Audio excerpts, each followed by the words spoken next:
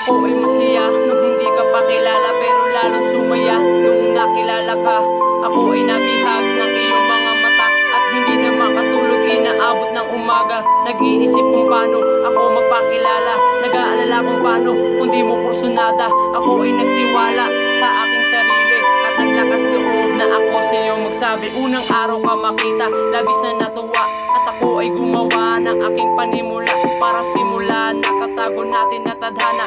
Aking naaalala nung una kitang makita, pasimpleng ngumiti at tila na balisa. At nung palapit ka na, puso ko ay natuwa. Hindi nga lang halata pero ako'y tuwang-tuwa at sinabi sa sarili ko na ikaw na nga. Kinilala isa't isa hanggang sa mahulog na ang ating loob na dati hindi magkakilala. Gabi hanggang umaga tayo nagkakamustahan at palagi sinasabi na ikaw ay mag-agahan sa tuwing papasok ka sa iyong eskwelahan. At lagi pinapaalala na mag-ingat sa daan, at kapag uwian na ikaw ay pupuntahan, susunduin ihahatid ka sa iyong tahanan. Isang taon na mahigit ang ating pinagsamahan, masaya at nagmamahalan, kulang na lang ang kasalan. Pero biglang dumating ang hindi inaasahan dahil sa mga bagay na di na pagkaunawaan. Ika'y naguluhan at ako'y iyong iniwan. Ako'y nasasaktan pag naaalala nakaraan na ang ating pagmamahalan ay hindi na mababalikan at may alaala na hindi malilimutan.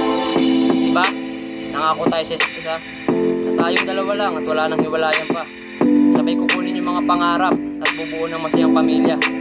Magkasama sa hirap at ginhawa, walang iwanan hanggang kamatayan pa. At mamumuhay na may kasaganahan at malayo sa mundong puno ng kaguluhan. Pero ba't biglang nagbago? Ikot ng mundo, di ba dati meron pang ikaw lang at ako?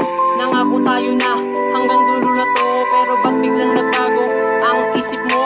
Tuluyang iniwanan, nasasaktan ako pero pilit ginakaya para sa sarili ko. Pilit kinakalimutan mga alaala mo na minsan isa ka bumuo sa pagkatao ko. Hindi malilimutan lahat ng pinagsamahan, lahat ng kasiyahan, lahat ng yakapan, lahat ng galaan, lahat ng kaguluhan, lahat ng kulitan, lahat ng iyakan, lahat ng tawanan, pati na mga tampuhan. Minsan sabay pa tayong kumakain ng hapunan